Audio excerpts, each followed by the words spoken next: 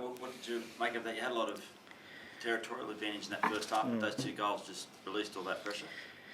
Yeah, probably that 5-minute period, sums up probably what was a pretty flat sort of first half as well. Like, there's some, we had the ball, but it wasn't effective. Using 5-6 players sometimes in front of their block, which means that when you progress into the next zone, you don't have enough numbers close enough to Becker and our wingers. That's going to make it difficult, and then also, like I said, you switch off on a press, don't win your duel, throw in the back third, drop your player. So we showed signs of, fatigue, I think, which whether or not it's understandable, I'm not sure, but definitely was evident. You made the decision not to change it, not to freshen it up though. Was that based on the scientific information or gut feeling, or did they look fresh at training yesterday? Or yeah, look, they trained well yesterday, and in the end, we backed them obviously to back up the game from Adelaide, which you're never going to be able to completely quantify the effects of what that took out of them. But in saying that, like I said, we weren't poor, they weren't a lot better. We just got punished, and in the end, that's the difference in the game. I mean, looking forward, do you look at making some changes this week? Is it time to freshen up, give some other guys an opportunity? Or it's a possibility based on performances. It's also the first time since the break that we're going to have a full week to prepare for a game. So, we've played 5 games it's the 21st day today. So it was always going to be a challenge to have 5 games and create consistency. So the main thing is check how they went, and then obviously we've got a full week on the park for the first time, and that will give an opportunity to some to recover well and others to put their hand up for selection. Brendan ONeill looked like he was in a bit of stress at the end after the game. Is he okay, or has he aggravated the knee? Or? Yeah, I'm not sure. I mean, it was a late challenge. I think it's a kick. I hope it's just a kick. So we'll just have to assess it and see. Yeah, but he came back a bit earlier than possibly expected. What will he add to you the next few weeks, being that as well? Look, Brandon adds a lot on and off the field.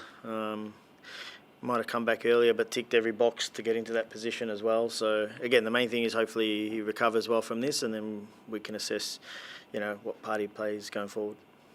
I think it's 8,000 here today. It was an opportunity to jump into second. It has been a bit of a yo-yo campaign for everybody, but it feels like we ask it every week. But how do you sort of get that consistency? Look, I think 11 teams have got that problem, not just the Jets. I mean, it would be really naive to make that about Newcastle right now, when today you can go up to third and you're still, as it stands right now, I think we're 4 points off the third place team. So I don't look at it from any other point than that's clearly something that's across the whole league, which means there's an evenness to the competition. It means anyone can beat anyone on the day. And you've got to be at your best to build consistency, and only one team really has done that so far, and the rest are all fighting each other for the rest. You've got 2 away games, but while that's happening, there's 2 concerts here. Are you concerned about that? I know you were furious after the last Supercross event. Have you sought any guarantees, assurances? Has the club sat down with the management of the stadium to work out the best way to ensure that your pitch is good come next home game or anything? Look, I think it just hasn't been at a standard the last 2 games. So in the end, I just feel for the players, because put them on a good surface, let them have a crack at each other, and be fitting professional football. So I don't know what that's going to toss up, but hopefully it's a good concert. Arthur, you've had some good wins this year. Are you frustrated about the lack of consistency? Yeah, but it's what I said, Rob. Like, I think we're not the only team. Like, I don't know, for some reason it seems we're consistently only spoken about as the only team that's inconsistent. But, you got a team today that we played against that if they don't win today, with what's at their disposal, that's pretty big. You got another team that lost yesterday, which, it's also in the same boat. So it's not just us, and clearly, it's about yourself, and you've got to focus on your own team. But fundamentally, it's across the league at the moment that no one's building momentum, over the course of 3-4 games, maybe 2 games. So, we just got to focus on ourselves. Like I said, we're not, we're getting into good enough situations to be scoring goals, and we're not executing.